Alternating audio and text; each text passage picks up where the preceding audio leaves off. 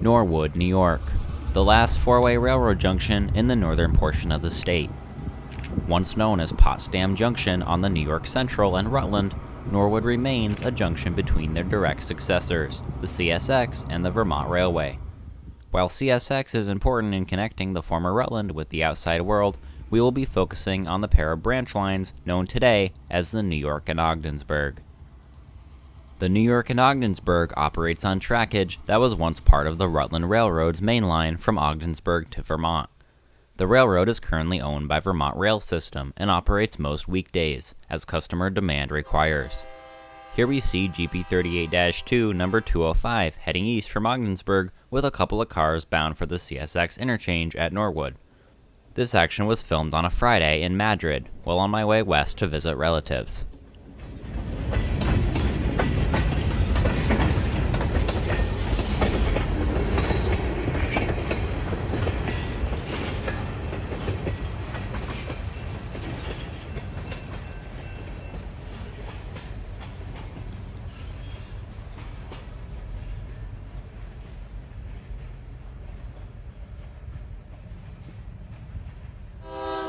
We would return to the New York and Ogdensburg on another Friday, this time in late September.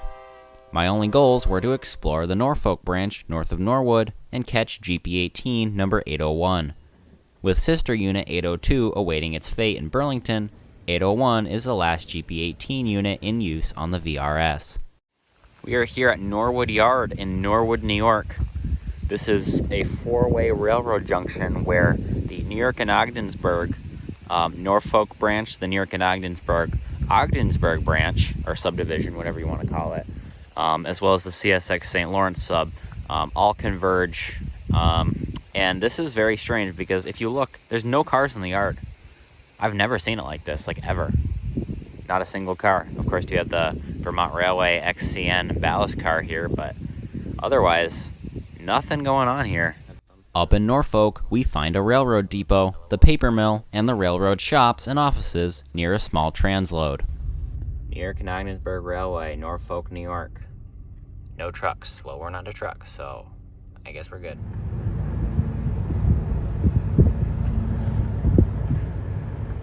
The Norfolk paper mill, APC paper. I think is, besides the transload operations they have here, essentially the last customer on the Norfolk branch. Back here in Norwood, looking for some more of these CN ballast cars. There's one down there. There's one here. And then we have a very nice Jordan spreader. I'm not sure of the origin on this piece of equipment, but very cool. I love Jordan spreaders, of course. Vermont Railway owned, as the entire railroad is Vermont Railway owned. Vermont Rail System, I should say. We're gonna just wait here for the New York and Ogdensburg to show up and hopefully chase them north up the Norfolk branch. Just west of Norwood Yard, we find a variety of maintenance equipment. Because the railroad is disconnected from the rest of the VRS, having equipment on the New York and Ogdensburg is important to keep things running smoothly. Shortly before 1 p.m., the 801 comes rolling by, light power from Ogdensburg.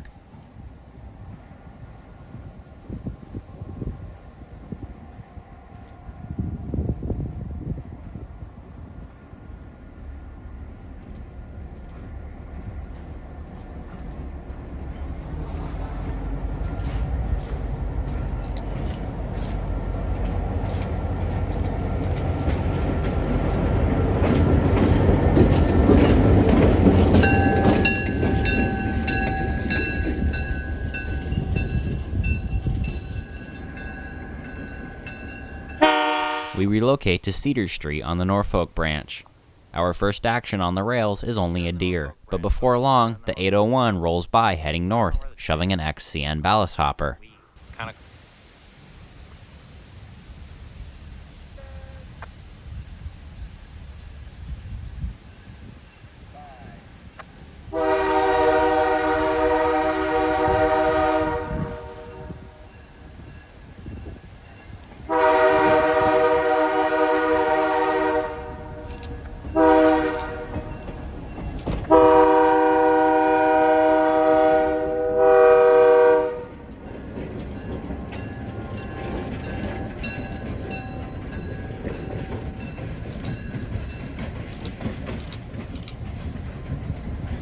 down the roller coaster. Well, here we are at the New York and Ogdensburg shops back in Norfolk, and it looks like they slipped by us because here's the car they were pushing. So I guess that concludes our day. Obviously, we're heading to Messina to set up for the train show, which I'll have a video linked up above.